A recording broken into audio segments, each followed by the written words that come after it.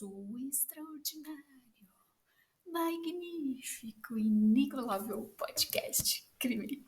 Aqui quem vos fala é Detley. Sou uma curiosa que toda sexta-feira, às 20 horas, tem um crime baseado num fato real para vocês. Antes de mais nada, eu gostaria de agradecer aos comentários e aos novos inscritos do nosso último podcast.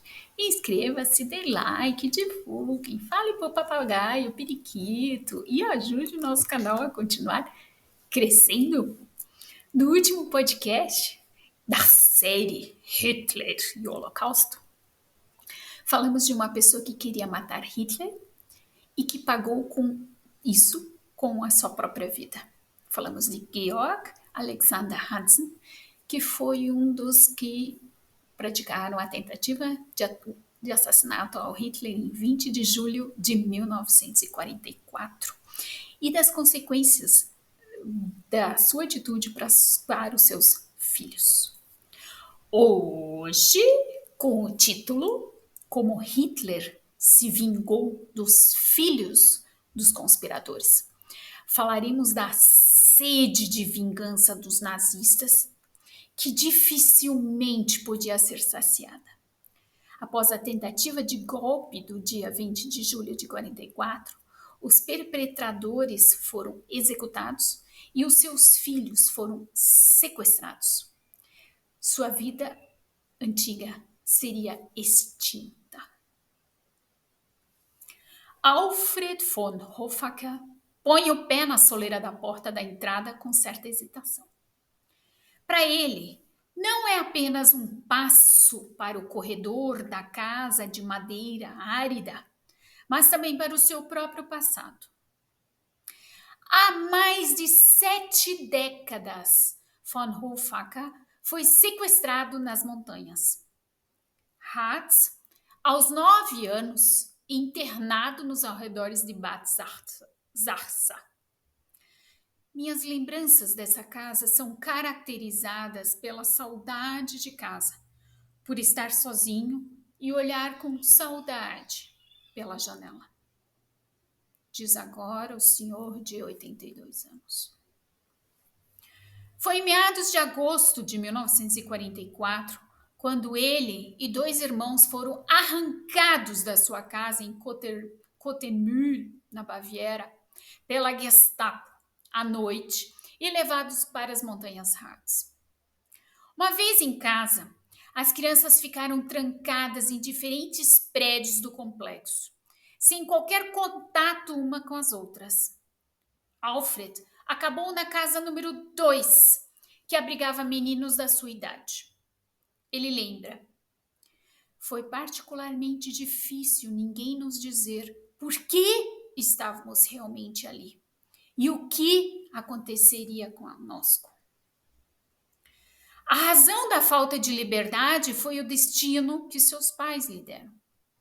Em 20 de julho de 1944, um grupo de homens liderados por Klaus Schenk Graf von Stauffenberg tentou matar Hitler e tomar poder do Estado. Entre eles estava o pai de Alfred, César von Hoffacker, primo do conde Stauffenberg. Von Hoffacker estava estacionado em Paris e promoveu o golpe na capital francesa. Mas, como em qualquer outro lugar na Alemanha e na Europa ocupada, a tentativa de golpe falhou. Hitler sobreviveu à tentativa de assassinato e jurou vingança. Quando se dirigiu ao povo pela rádio na noite de 20 para 21 de julho, enfatizou que os conspiradores serão erradicados impiedosamente. Aqueles que não foram imediatamente executados, como Stauffenberg, foram expulsos da Wehrmacht e condenados à morte em julgamentos espetáculos presidiados por Roland Freisler no Tribunal Popular. As sentenças eram geralmente executadas por enforcamento algumas horas depois de terem sido anunciadas na prisão de Berlin-Plötzensee.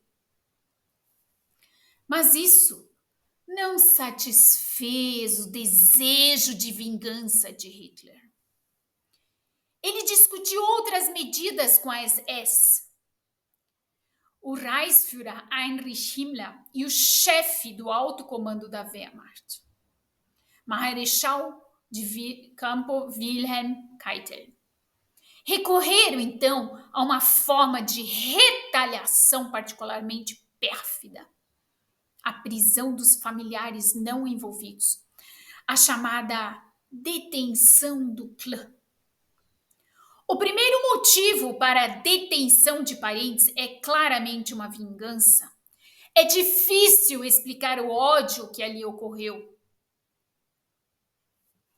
Mais de 300 familiares de combatentes da resistência e cúmplices foram presos e seus pertences confiscados.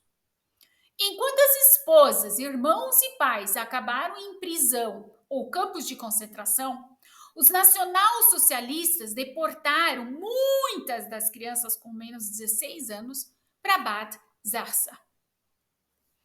A localização no extremo sul de Ohats não foi escolhida por acaso.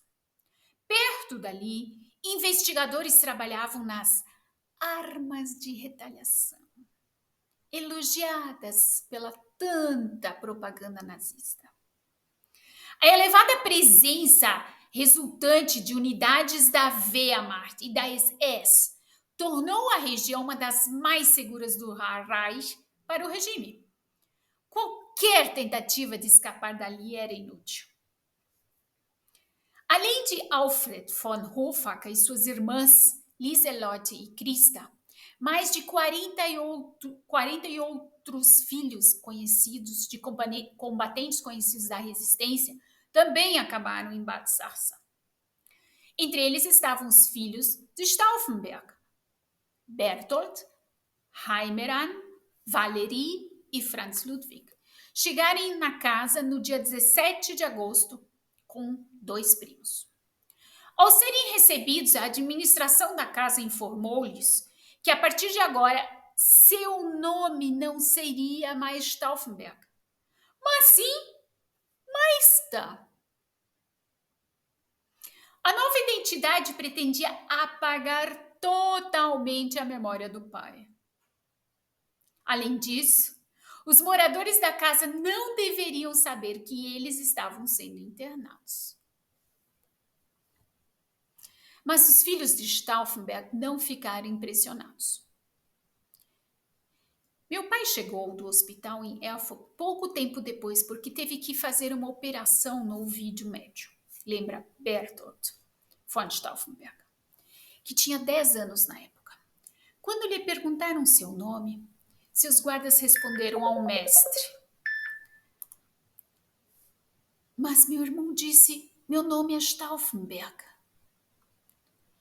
Outras crianças também receberam outros nomes. Os filhos Hofacker agora se chamavam Frauke e Schulze. Os cuidadores levaram fotos da família para dentro da casa. O plano dos nazistas: depois de um tempo, as crianças mais novas seriam adotadas por famílias SS merecedoras. E as mais velhas seriam reeducadas em instituições educacionais nazistas. No entanto, não demorou muito para que os melhores compartilhassem suas verdadeiras identidades. Para Berthold von Stauffenberg, saber que ele estava sendo internado, quando ele soube disso, suas preocupações aumentaram. Tive medo de que teríamos que pagar por isso de alguma forma, que nossos pais estivessem envolvidos, diz von Stauffenberg. Um medo não injustificado, claro. Heinrich Himmler já havia ameaçado no início de agosto de 1944.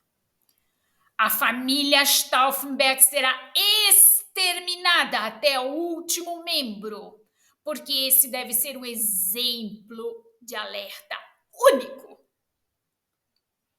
Mas, ao contrário de outras vítimas nazistas, as crianças de Bad Zarsa não foram assassinadas. O isolamento e o tédio moldaram sua vida cotidiana. Isolados das notícias e de outras correspondências, eles não souberam nada sobre o destino dos seus pais. Durante esses meses, os algozes da ditadura nazista acabaram com a vida de muitos combatentes da resistência. O pai de Alfred von Hoffacker, César, foi, por exemplo, executado em Berlim em 20 de dezembro de 44. Anteriormente, houve uma mudança de rumo na detenção familiar. Alguns dos presos foram autorizados a sair de casa, outros permaneceram trancados. A arbitrariedade e a proeminência dos pais pareciam decidir o destino dos filhos. As filhas e os filhos das famílias von Stauffenberg e von Hacker não foram autorizados a regressar à sua terra natal. Quando as tropas norte-americanas avançaram sobre Bad Zarsa na primavera de 1945, as crianças retiraram-se para a enfermaria. De repente, houve-se um forte estrondo. A porta do portão se abre e todos olhamos para o rosto negro com um breu. Quando o soldado nos viu, sorriu e deixou a arma de lado, diz Alfred von Hoffacker, descrevendo a chegada dos americanos. Algumas semanas depois, em 8 de maio de 45, a Alemanha nazista se rendeu. No entanto, pelo menos 16 crianças permaneceram em casa. Algumas enfermeiras continuavam a fazer o seu trabalho, mesmo depois da rendição. O problema: as crianças tiveram que esperar até que suas mães, que tinham sido também raptadas,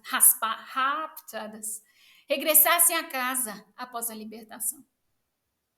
Alfred von Hoffacker e seus parentes só puderam voltar para casa em junho de 1945, quando uma tia-avó veio a Bad Zarsa e os buscou. Mas a alegria de nos vermos rapidamente deu lugar à tristeza. Algumas crianças só agora souberam da morte dos seus pais e tiveram que processar essa notícia. Meu pai não estava morto para mim, diz Alfred von Hoffacker. Quando se espalharam rumores de que os oficiais da Wehrmacht haviam fugido para a América do Sul, fiquei firmemente convencido de que meu pai estava lá e continuava a viver do outro lado do mundo. Demorou anos até que ele pudesse aceitar a morte do pai.